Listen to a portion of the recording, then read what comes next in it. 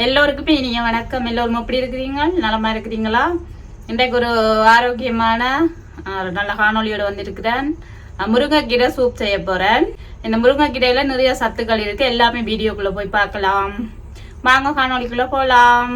இந்த வீடியோ பார்த்து சப்ஸ்கிரைப் பண்ணி சப்போர்ட் பண்ண எல்லோருக்குமே மிக்க நன்றிகள். கைகால் வலி, மூட்டு வலி எல்லாத்துக்குமே ரொம்ப நல்லா ரத்தம் ஊறும். ரத்தம் குறைபாடானாக்கள் சாப்பிடலாம்.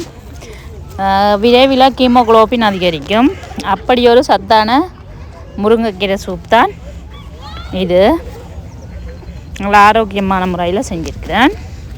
பாருங்க, பார்க்க அப்படி இருக்குது, நல்லா இருக்கும். நீங்களும் செய்து சாப்பிட்டு பாருங்க. வாங்க பார்க்கலாம். இப்போ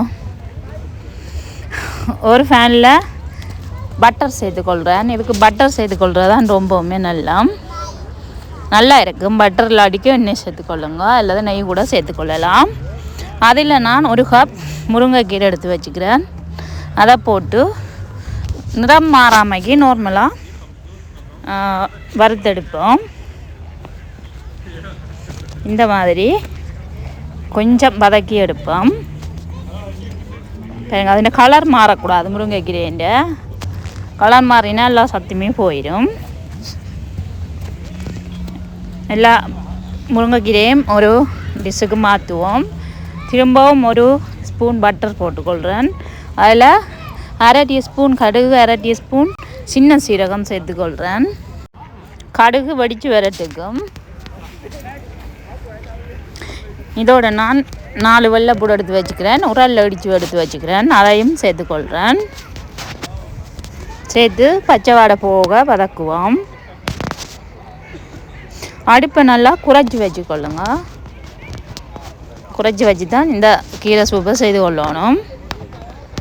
அதோடு நான் ஒரு 10 சின்ன வெங்காயம் எடுத்து உரலில் இடித்து வச்சுருக்கிறேன். அதையும் இதில் சேர்த்துக்கொள்ளுவோம். சின்ன வெங்காயம் சேர்த்து செய்தால் ரொம்ப நல்லா சூப்புக்கு. ரசம் சூப் செய்யும்போது சின்ன வெங்காயம் போட்டால் ரொம்பவுமே நல்லா. இப்போ சின்ன வெங்காயம் கொஞ்சம் வதங்கி வரட்டும். இந்த மாதிரி வதங்கி வரட்டும். இதோட ஒரு பெரிய தக்காளி எடுத்து கட் பண்ணி வச்சுருக்கிறேன். அதையும் சேர்த்துக்கொள்ளுவோம். தக்காளின்ற ஜூஸ் எல்லாம் கொஞ்சம் இறங்கட்டும். கொஞ்சம் மசிஞ்சு வரட்டும் தக்காளி. இதோட நான் உப்பு சேர்த்துக்கொள்கிறேன். அரை டீஸ்பூன் உப்பு சேர்த்துக்கொள்கிறேன். பிறகு லாஸ்ட்டில் பார்த்து சேர்த்துக்கொள்ளலாம். எல்லாத்தையும் சேர்த்து வதக்குவோம். ஹீமோகுளோபின் குறைவாக இருக்கிறார்கள். அடிக்கடி இந்த முருங்கைக்கீரை சூப்பை கிழமையில் 2 தடவையாவது எடுத்தீங்கன்னா ஹீமோகுளோபின் அதிகரிக்கும். இதோடு நான் இப்போ முருங்கைக்கீரையை ஒன்றும் பாதியுமாக இந்த மாதிரி மிக்சியில் அடித்து எடுத்து வச்சுருக்கிறேன். நல்லா மையாக அரைச்சி எடுக்கல, ஒன்றும் பாதியுமாக அடித்து எடுத்து வச்சுருக்கிறேன். அதையும் இதோடு சேர்த்து ஒரு நிமிஷம் வதக்கி விடுவோம்.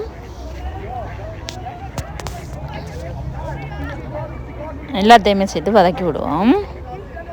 எல்லாமே பச்சையாக இருக்கணும் கீரை. இந்த மாதிரி வதங்கி வந்தது நான் இதோட துவரம் பருப்பு தண்ணி ஒரு கப் எடுத்து வச்சுக்கிறேன். அவிய விட்டு நல்லா அவிய விட்டு ஒரு கப் தண்ணி எடுத்து வச்சுக்கிறேன். அதையும் இதோட சேர்த்துக்கொள்கிறேன். எல்லாமே சேர்ந்து மிக்ஸ் பண்ணி விடுவோம்.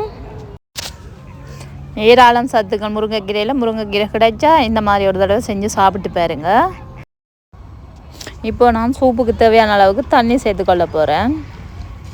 நான் 3 கப் தண்ணி சேர்த்துக்கொள்ள போகிறேன். நீங்கள் எத்தனை பேரோ அதுக்கேற்ற மாதிரி தண்ணியை சேர்த்துக்கொள்ளுங்க. அளவுகளை கூட்டி குறைச்சி செய்து கொள்ளுங்க. இப்போ ஒரு தடவை கொதித்து வரட்டுக்கும். இப்போ வேறுங்க கொதி வருகுது. காக்கை நல்லா கலர்ஃபுல்லாக இருக்குது. இந்த மாதிரி நல்லா கொஞ்சம் கொதித்து வரட்டுக்கும்.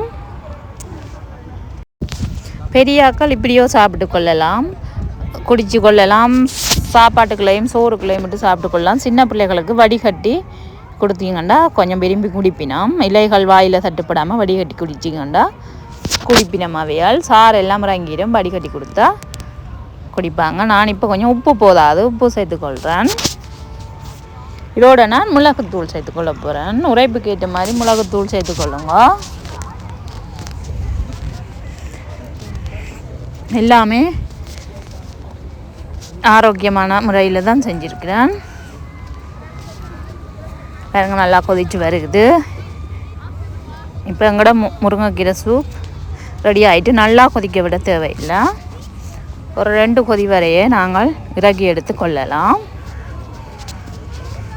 இப்போ பாருங்க முருங்கைக்கீரை சூப் ரெடி ஆகிட்டு நாங்கள் இனி இதை ஒரு பாத்திரத்தில் சேர்த்துக்கொள்வோம். ஆரோக்கியமான முருங்கைக்கீரை சூப் செஞ்சு எடுத்துட்டேன். நீங்களும் இந்த மாதிரி செய்து பார்த்து கருத்தில் சொல்லுங்க. வீடியோ பிடிச்சிருந்தா லைக் பண்ணுங்கள், ஷேர் பண்ணுங்கள், சப்ஸ்கிரைப் பண்ணுங்கள். இன்னும் ஒரு அழகான காணொளியில் பார்க்கலாம். நன்றி, வணக்கம்.